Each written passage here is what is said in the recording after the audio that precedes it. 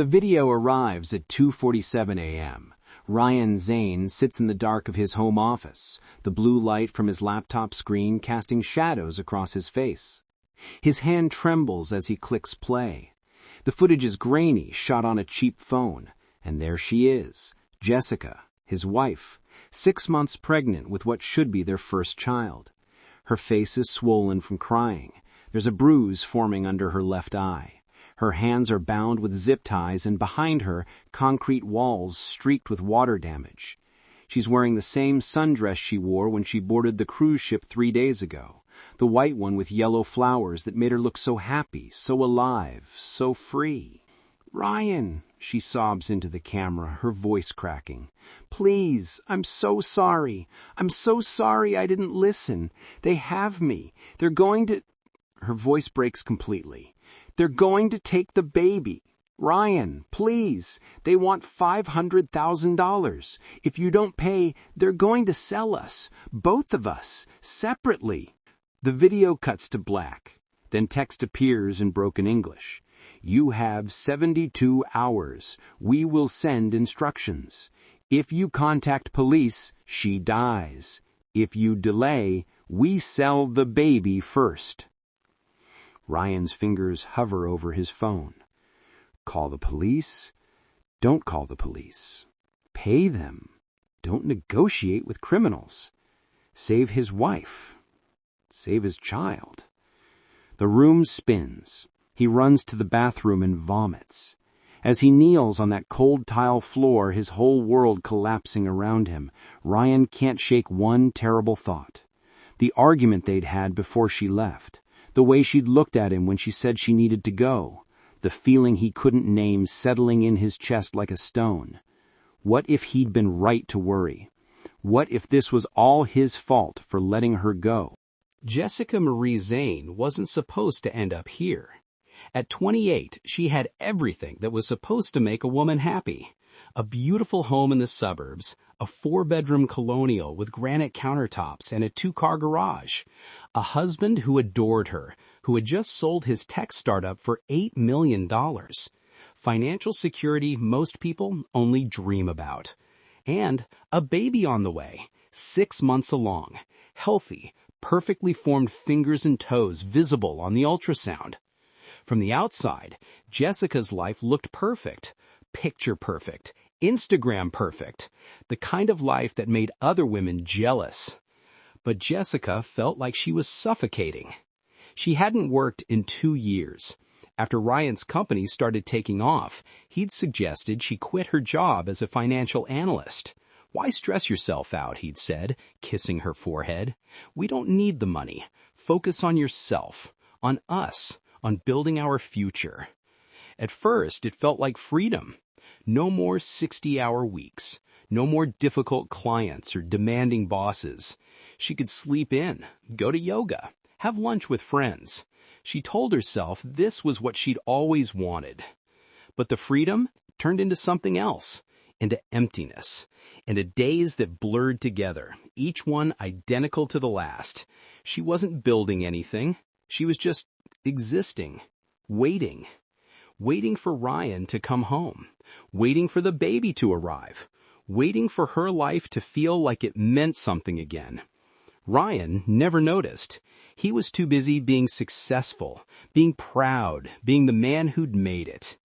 He'd come home with expensive gifts, a designer handbag, diamond earrings, a luxury car she never asked for. He thought he was making her happy. He thought providing meant loving. What he didn't see was the woman sitting alone in that big empty house, scrolling through her phone, wondering if this was all there was, wondering if she'd traded her identity for security, wondering if being someone's wife, someone's mother, was enough. It wasn't. Jessica met Daniel Bain on a Facebook group for travel enthusiasts 8 months ago, November 2022. It started innocently enough. She'd posted a comment about always wanting to see the Mediterranean, and he'd responded with photos from Barcelona, the Amalfi Coast, Santorini, places that looked like dreams. His profile said he was a luxury travel consultant, 35, handsome in that effortless way that came from good genes and expensive haircuts. His photos showed him on yachts, in five-star hotels, always in a different exotic location, always with that smile, confident, knowing. The smile of a man who'd seen the world and wanted to show it to you. They started messaging, just friendly at first. He'd ask about her day, actually listen when she talked about feeling trapped, feeling invisible, feeling like she'd disappeared into someone else's life. He didn't judge her, didn't tell her she was ungrateful or that she should appreciate what she had. He just understood. "You're too young to give up on adventure," he wrote one night. "Too smart to be someone's accessory. You deserve to feel alive, Jessica. Not just alive for someone else, alive for you." The conversations grew longer, more personal. The kind of connection that felt dangerous and necessary at the same time.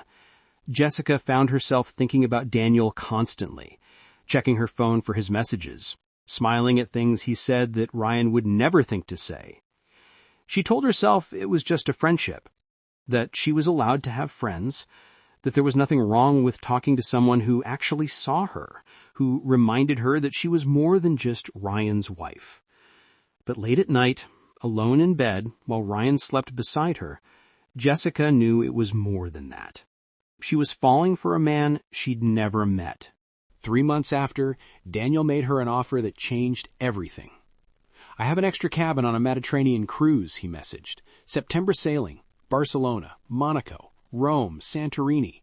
7 days. I know you've always wanted to see these places." Jessica's heart raced as she read the message. "I can't," she typed. "I'm 6 months pregnant. Ryan would never." "Why does Ryan get to decide what you do? It's perfectly safe. Luxury cruise liner, world-class medical facilities on board, and Jessica..." There was a pause before his next message appeared. "When's the next time you'll get to do something like this? Once the baby comes, you'll be tied down for years, decades. Is that really what you want? To look back and realize you never got to live?" Jessica stared at the screen. Her hand rested on her belly, feeling the baby move inside her. Ryan's baby, Ryan's life, Ryan's future. But what about hers? "Think about it," Daniel wrote. "No pressure, but the offer stands. You deserve to feel free, Jessica, even if it's just for a week." For 3 days, Jessica couldn't think about anything else. The cruise, the Mediterranean. 7 days of not being Ryan's wife, not being responsible, not being stuck. 7 days of feeling like herself again. 7 days with Daniel. She knew it was reckless, knew Ryan would be furious, knew her family would say she was being selfish, irresponsible, crazy. But something in Jessica had broken. Some wall that had been holding back years of resentment, frustration, and suffocating obligation. She was so tired of being careful, so tired of being good. She wanted to be reckless, just once. "Okay," she typed. "I'll go." Daniel's response came immediately. "You won't regret this, I promise. I'll take care of everything." And she believed him. "You're 6 months pregnant, Jess. 6 months. And you want to fly to Spain and get on a cruise ship with a man I've never met?" Ryan stood in their kitchen, his face pale with disbelief. Jessica had just told him about the cruise, about Daniel's offer, about how she was leaving in 3 days. "He's just a friend," Jessica said, her voice steady. "A travel consultant I met online. He has an extra cabin on a Mediterranean cruise, and he knows I've always wanted to see Barcelona. It's perfectly safe, Ryan. It's a luxury cruise liner, not some sketchy boat. I don't care if it's the Queen Mary. You're pregnant with our child." Jessica felt something twist inside her at those words. Our child. She pushed the feeling down. "This is my last chance," she said, and there was real desperation in her voice now. "Once the baby comes, I'll never get to do anything like this again. I'll be stuck here, in this house, for years. Decades! Is that really what you want for me? To give up everything? You're not giving up anything. You have everything. I have what you want me to have." The words came out sharper than she intended. "Your house, your money, your plans, your life. What about mine, Ryan? What about what I want?" Ryan stared at her like he'd never seen her before. "What are you saying?" Jessica softened her voice, reached for his hand. She knew exactly how to work him, how to make him feel guilty, how to make him doubt himself. "I'm saying I need this. I need to feel like myself again before I become someone's mother. Just 1 week, 7 days. Then I'll come home and we'll have the baby and everything will be fine. But please, let me have this one thing." The silence stretched between them. Jessica could see Ryan's internal battle, his fear warring with his guilt, his instincts screaming at him that something was wrong, but his love for her making him doubt those instincts. Finally, he exhaled. "Fine," he whispered. 3 days later, on August 15th, 2023, Jessica Zane boarded a luxury cruise ship in Barcelona. She wore the white sundress with yellow flowers. She smiled for the boarding photo. She waved at the camera. And Ryan stood on the dock, watching his pregnant wife sail away with a stranger. A terrible feeling settling in his chest that he couldn't name. Something was wrong. He just didn't know how wrong until it was too late. For the next 2 days, Jessica called Ryan like she promised. Her voice was light, happy. She sent photos of the ship, the ocean, the sunset. She told him about the food, the shows, the other passengers she'd met. Everything seemed perfect. But on day 3, when the ship docked in Barcelona, the calls stopped. At first, Ryan told himself she was just busy, shopping in the city, exploring, having fun. He checked his phone every 5 minutes. Nothing. By evening, he was worried. By midnight, he was terrified. And at 2:47 a.m., the video arrived. His pregnant wife, bound, bruised, begging for her life. But here's what Ryan didn't know. What he couldn't know as he watched that video loop over and over, his heart shattering with every replay. Jessica wasn't just a victim in this story. And the man who took her, he wasn't just a kidnapper. This case has layers that even the FBI didn't see coming. Betrayals that would shock everyone involved, and a twist that would leave investigators asking one question. Who was really playing who? The ship docked in Barcelona on August 17th, 2023. Day 3 of the cruise. Jessica stood on the deck, her hand resting on her swollen belly, watching the port come into view. Her phone buzzed. A text from Daniel. "Meet me at Café Porto, near Los Ramblas, 2 p.m. Can't wait to finally see you in person." Finally. After 8 months of messages, video calls, and late-night confessions, she was going to meet him, touch him, be with him in a way that felt real instead of trapped behind a screen. She texted Ryan first, keeping up appearances. "Docking now, going to explore the city, will call you tonight, love you." The lie came easily now. At 1:45 p.m., Jessica walked off the ship. She'd changed into a loose linen dress that hid her pregnancy better than the sundress. She'd tied her hair back, worn sunglasses. She wanted to look good for Daniel, wanted him to see her as more than just a pregnant woman, more than just the wife she'd been complaining about being.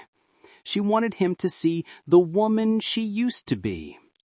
Jessica followed her phone's GPS through winding alleys, past street performers and merchants selling scarves and jewelry.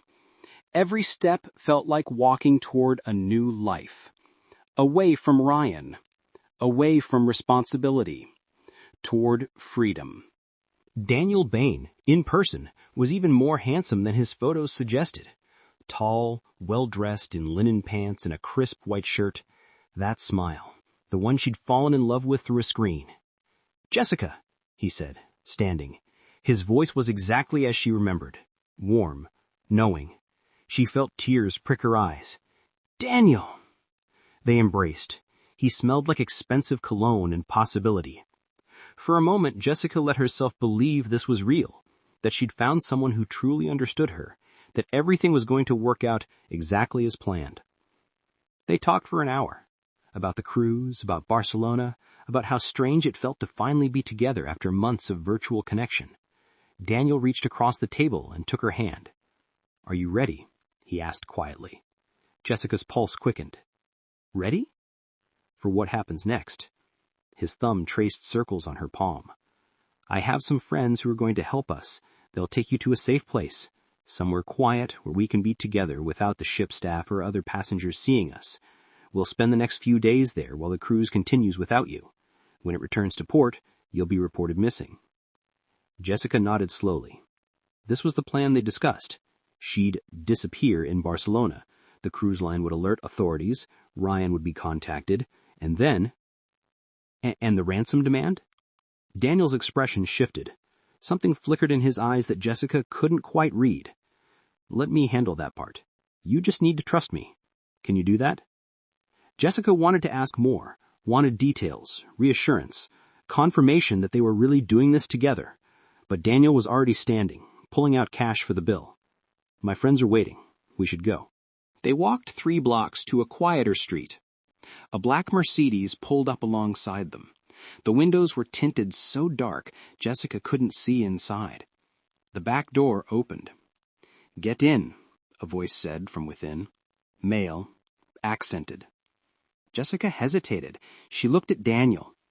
"It's okay," he said, his hand on the small of her back. "These are the friends I told you about. They'll take you somewhere safe." "You're not coming?" "I'll meet you there in a few hours. I need to handle some things with the cruise line first, make sure your disappearance looks authentic."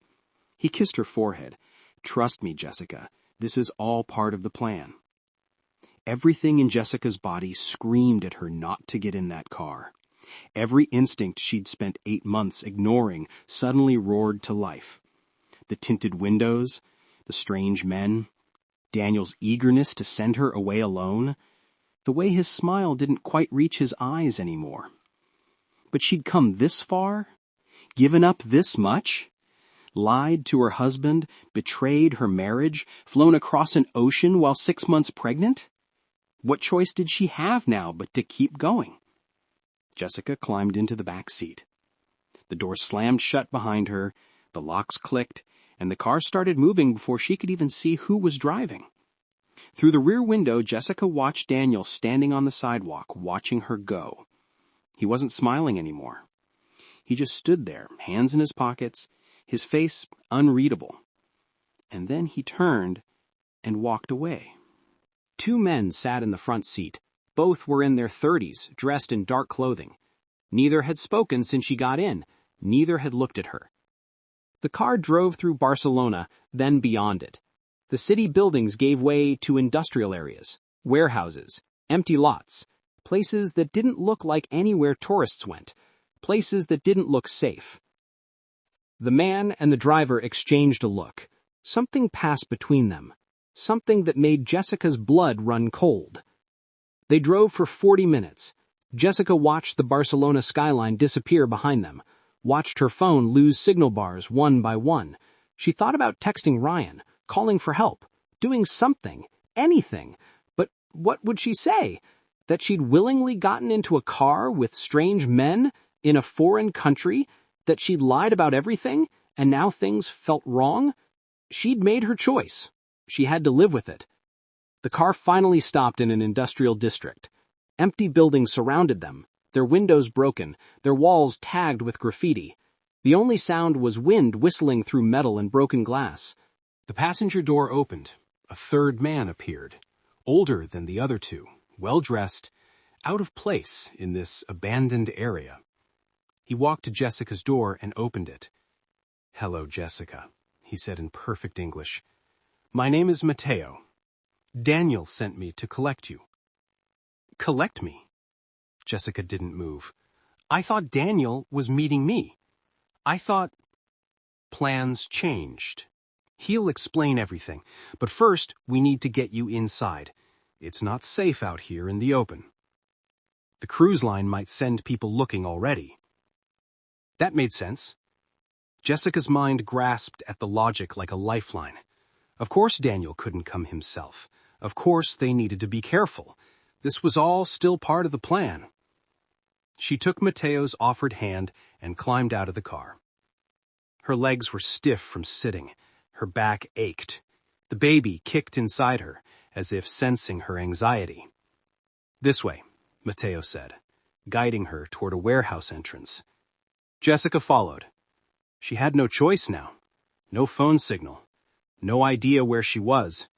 No way back to the ship, which was probably already sailing away without her. The warehouse door groaned open, and inside it was dark and cool. The air smelled like rust and old water. Jessica could hear something. Voices, maybe? Movement? She couldn't tell. "Daniel's inside?" she asked. Mateo's hand tightened on her arm, not painful, but firm, controlling. "Jessica," he said quietly, "I need you to understand something. What happens next, it's going to be difficult for you. But if you stay calm, if you cooperate, things will be easier for you and for your baby." Jessica's heart stopped. "What do you mean?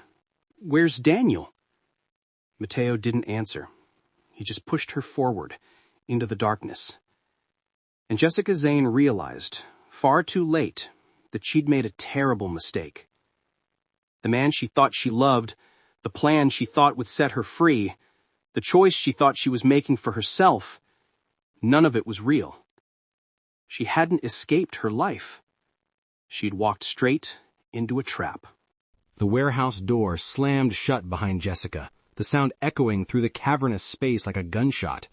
Her eyes struggled to adjust to the darkness. Slowly, shapes emerged from the shadows. Metal shelving units lined the walls. Old machinery sat rusted in corners. And in the center of the room, illuminated by a single hanging bulb, were mattresses on the concrete floor. On those mattresses were women. Jessica counted 5. No, 6. All of them young, all of them looking at her with hollow, exhausted eyes. Some were bruised, others just stared at nothing, their faces blank with trauma. One woman, barely 20, rocked back and forth, her arms wrapped around herself. "What is this?" Jessica whispered. Her hand instinctively moved to her belly, protective. Mateo guided her deeper into the room. "This is where you'll stay until we receive payment from your husband." "Payment?" Jessica's voice rose. No, this isn't... Daniel said this would be private, just me, somewhere safe where we could... Daniel said a lot of things. Mateo's tone was matter-of-fact, almost bored. "Sit down, Jessica. Make yourself comfortable. You're going to be here a while. I want to talk to Daniel. Right now. Call him. Please." Mateo pulled out his phone. For a moment, hope surged through Jessica's chest. But he wasn't calling anyone. He was opening the camera. "Now it's time to make your first video," he said. Jessica backed away. "No, not like this. This wasn't the plan. Daniel and I were supposed to..." 2 men appeared from the shadows, the ones from the car. They grabbed Jessica's arms, forcing her down onto one of the mattresses. She struggled, but they were too strong. One of them produced zip ties. "Don't fight," Mateo said calmly. "You'll hurt the baby." The words froze Jessica in place. Her baby. Daniel's baby. The whole reason she'd thought this plan would work, because she was carrying his child, because they were supposed to be a family, because he loved her. Didn't he? The zip ties cut into her wrists. One of the men grabbed her face, forcing her to look at the camera. "Now," Mateo said, "you're going to tell your husband exactly what I tell you to say." Jessica's mind raced as Mateo held the phone in front of her. This couldn't be real. This had to be part of the plan. Some elaborate staging that Daniel hadn't explained fully. Maybe he was testing her, making sure she could be convincing. Maybe this was all still under control. But the women on the other mattresses, the real fear in their eyes, the way they didn't speak, didn't move, like they'd learned that any action brought consequences.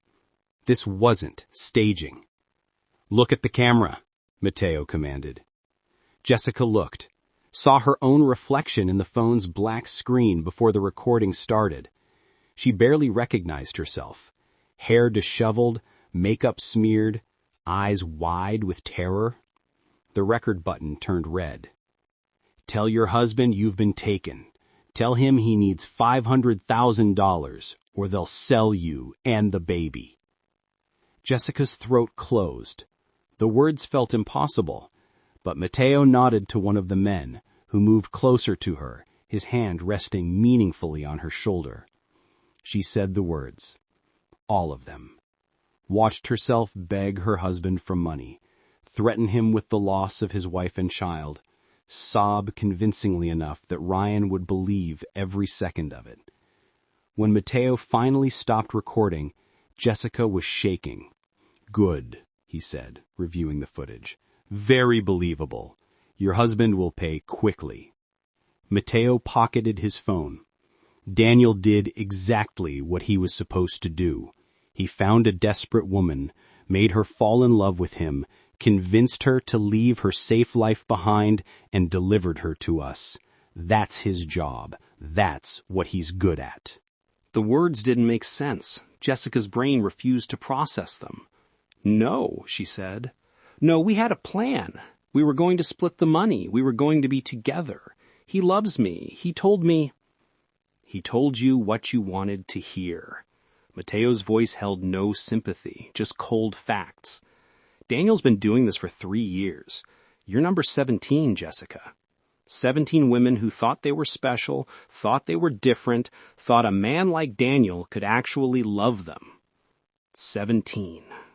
The number punched through Jessica's denial like a fist. "But the baby," she whispered. "It's his baby. He knows that. I told him." "The baby is exactly why you're valuable." Mateo crouched down to her eye level. Healthy newborns sell for 6 figures in private adoptions. No questions, no paperwork, especially if the birth mother is educated, healthy, good genetics. Your baby is worth more than the ransom, Jessica. Either way, we profit. Jessica felt something break inside her. Not her heart, that had already shattered. Something deeper. The last piece of denial that had been holding her together. She wasn't here because of a plan gone wrong. She was here because the plan had gone exactly right. Daniel's plan. A plan she'd never been part of. A plan that had used her desperation, her loneliness, her desire for something more, and turned it into a trap she'd walked into willingly. "I want to show you something," Mateo said, pulling out his phone again. He scrolled through photos, then turned the screen toward Jessica. Women. Different women. Different ages, different backgrounds, all with the same expression in their photos. Hope. Joy. The look of someone who thought they were finally getting what they deserved. Barcelona, 2 years ago. Prague, 18 months. Athens, last summer. Mexico City, 3 months ago. Mateo swiped through the photos. Every single one met Daniel online. Every single one fell in love. Every single one thought she was special. What happened to them? Jessica couldn't look away from those faces. Some were ransomed. Their families paid. We let them go. Others? He shrugged. The market for organs is very profitable. Kidneys especially. And babies, of course. Always babies. Jessica's vision swam. She thought she might vomit. Your husband is wealthy, Mateo continued, standing. He'll pay the $500,000. We've researched him thoroughly. $8 million from his company's sale, most of it still liquid. He loves you. He'll want to be the hero who saves his pregnant wife. He paused. And if he doesn't pay, you're 6 months along. 3 more months and we have a very valuable product. He walked toward the door, leaving Jessica zip-tied on the mattress with the other women in a warehouse in a country where no one knew where she was. Wait, Jessica called out. Please, what about Daniel? Can I just talk to him once? Please? Mateo stopped, turned back. There was something almost like pity in his eyes. Jessica, he said quietly, Daniel is already back on his cruise ship. By tomorrow he'll dock in Monaco. Next week, Rome. He's probably already chatting with woman number 18, telling her how special she is, how she deserves adventure, and how he can give her everything her husband can't. The door closed. The lock clicked. Jessica was alone with 5 other women who'd believed the same lies, made the same choices, ended up in the same hell.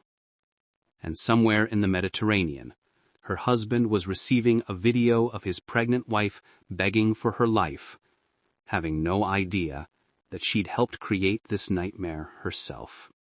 Back in the United States, Ryan Zane sat in his home office, watching the ransom video for the 100th time.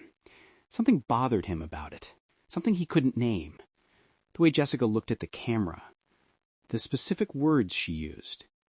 He'd been married to her for 4 years. He knew her tells, her patterns, the way she spoke when she was lying. But this couldn't be a lie, could it? Ryan picked up his phone and called the one person he trusted in situations like this, FBI Special Agent Maria Garber, Human Trafficking Division. He'd gone to college with Maria's brother. She owed him a favor. "I need you to look at something," Ryan said when she answered. "My wife's been kidnapped. But Maria, I think there's something they're not telling me. I think there's more to this story." Maria Garber had been investigating human trafficking for 15 years. She'd seen every variation of the crime, every manipulation, every lie. And as she watched Jessica Zane's ransom video, her trained eye caught something that Jessica's desperate husband had missed. Something that would crack this case wide open. Special Agent Maria Garber watched the ransom video 3 times before she saw it. Most people wouldn't notice, but Maria had been investigating human trafficking for 15 years. She knew the patterns, the staging, the specific language traffickers used. This video had all the hallmarks of a professional operation, but it also had something else, something that didn't quite fit. The way Jessica looked at the camera wasn't just fear, it was recognition, familiarity, like she'd known this moment was coming. Maria ran Jessica's digital footprint, bank records, social media, phone logs. What she found made her pause. 8 months of deleted messages, searches for how to disappear and offshore bank accounts, late-night activity on burner apps that encrypted conversations. Then she found the affair. Daniel Bain. 43 messages in the week before the cruise. Most deleted, but Maria had tools that recovered fragments. "Tuesday, we begin our new life. Ryan will never suspect. Trust me, I've done this before." That last message made Maria's blood run cold. She dug deeper into Daniel Bain. The profile was fake, stolen photos, fabricated history, but the pattern was real. She Bain referenced with Interpol databases, women who disappeared at Mediterranean ports over 3 years. 7 cases. Same MO, same setup. Daniel Bain wasn't just a trafficker. He was a specialist who targeted desperate wives. Maria called Ryan. "I need you to sit down. What I'm about to tell you about your wife is going to be difficult to hear."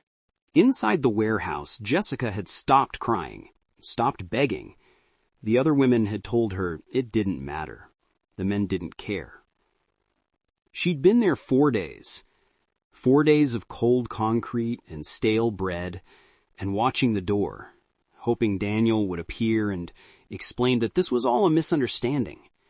He never came. On the 5th day, Jessica overheard the guards talking. Something about a police raid happening of Bain the district. Unrelated to her case, but close. Too close. The men were nervous, distracted. Jessica had spent 4 days studying their patterns. The younger guard who checked his phone constantly, the older one who smoked outside every 2 hours. The 15-minute window when both left the main room. She'd been a financial analyst. She understood patterns, risks, probability. And she understood this. If she didn't escape now, she never would. Once Ryan paid, or didn't pay, she became worthless to them, except for the baby she carried. When the guards stepped out during the commotion, Jessica moved. Her wrists were zip-tied, but not to anything fixed. She'd been working the plastic against the metal bed frame for days, weakening it fraction by fraction. The zip tie snapped. Jessica ran, 6 months pregnant, barefoot, through industrial corridors she didn't recognize. Behind her, shouts in Spanish, footsteps, pounding concrete. She burst through a side door into blinding daylight. The warehouse district stretched endlessly. No people, no cars, just empty buildings and broken pavement. But in the distance, sirens. The police raid the guards had mentioned. Jessica ran toward the sound. Her lungs burned. Her body screamed at her to stop, to protect the baby, to rest. She kept running. A police car turned the corner. Jessica threw herself into the street, waving her arms, screaming in English, "Help me! Please! I'm American! I've been kidnapped!" The officers barely spoke English, but they understood enough. They saw her condition, her torn dress, her terrified face. They radioed for backup.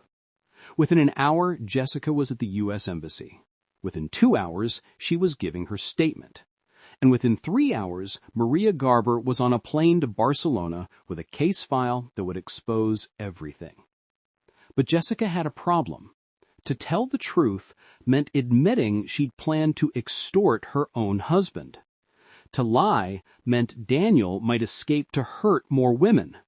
Either way, her life as she knew it was over. Ryan Zane received the call he'd been praying for. Jessica had been found. She was alive. The baby was okay. She was coming home. But when Maria Garber arrived at his door with Jessica's full statement, Ryan's relief curdled into something else entirely. Maria laid out the evidence, the affair, the deleted messages, the searches for offshore accounts, the truth about what Jessica had planned before Daniel betrayed her. "Your wife wasn't just kidnapped, Mr. Zane," Maria said quietly. "She tried to fake her own kidnapping to extort you. Daniel Bain was supposed to be her partner. Instead, he sold her to real traffickers." Ryan stared at the documents. Text messages between Jessica and Daniel, planning their escape. Financial projections of how they'd split the ransom. Discussions about the baby that wasn't his. When Jessica's plane landed 3 days later, Ryan was waiting at the airport. But so were federal agents. And the reunion Jessica had imagined, the forgiveness, the relief, the return to her old life, never happened. Because now, everyone knew the truth. Jessica walked through customs at Houston International on August 28, 2023, 11 days after she'd boarded that cruise. She looked like a ghost of herself, thinner despite the pregnancy, dark circles under her eyes, the sundress replaced by clothes the embassy had provided. She saw Ryan waiting and felt her chest crack open. For a moment, she let herself believe it could still work, that he'd hold her, forgive her, that they could somehow survive this. Then she saw the federal agents standing beside him. Maria Garber stepped forward. "Jessica Zane, you're under arrest for conspiracy to commit wire fraud and extortion." The handcuffs clicked around her wrists. Different than zip ties. Colder, more final. "Ryan," Jessica whispered. "Please, I know how this looks, but I'm still a victim. They really did kidnap me. Daniel really did—" "I know what you planned." Ryan's voice was flat, empty. "I know about the affair. I know the baby isn't mine. I know you were going to rob me and disappear." He paused. "What I don't know is who you are, because the woman I married wouldn't have done this." Jessica wanted to explain that she'd felt trapped, that Daniel had manipulated her, that she'd been desperate. But the words died in her throat because Ryan was right. She'd made these choices, all of them. Daniel Bain was arrested in Rome 3 days later. Interpol had been tracking him since Maria connected the cases. When agents raided his hotel room, they found passports under 6 different names and a laptop with profiles of 19 women. Jessica had been number 17. In interrogation, Daniel showed no remorse. They came to me willingly, every single one. I just gave them what they wanted, a fantasy of escape. Not my fault they were stupid enough to believe it. He took a plea deal immediately. 25 years in exchange for testimony against the trafficking network. He gave up Mateo, the warehouse location, everything. Not to help the victims, just to reduce his sentence. When prosecutors asked if he'd actually cared about any of the women, Daniel laughed. They were marks, that's all. Jessica was just easier than most. Jessica's trial lasted 3 weeks. The prosecution presented evidence that destroyed any remaining sympathy. Detailed plans to extort Ryan, romantic messages with Daniel, searches about countries without extradition treaties. Her defense argued she'd been groomed, manipulated, that once the trafficking became real, she became a genuine victim. The jury deliberated for 4 hours. Guilty on conspiracy charges. 8 years, reduced because she'd testified against Daniel's network and helped identify other victims. Jessica gave birth in federal custody on November 12, 2023. A girl, 7 pounds, 4 ounces, healthy. Ryan didn't come to the hospital. He'd filed for divorce the day after her arrest. He wanted nothing to do with the child. Daniel's family refused custody, unwilling to raise the daughter of their criminal son. The baby went into foster care, an innocent victim of everyone's choices. As Jessica began her prison sentence, the full scope of Daniel's operation emerged. 19 women over 3 years. 7 successfully ransomed. 4 sold for organs. 3 missing, presumed dead. 5, including Jessica, who survived to testify.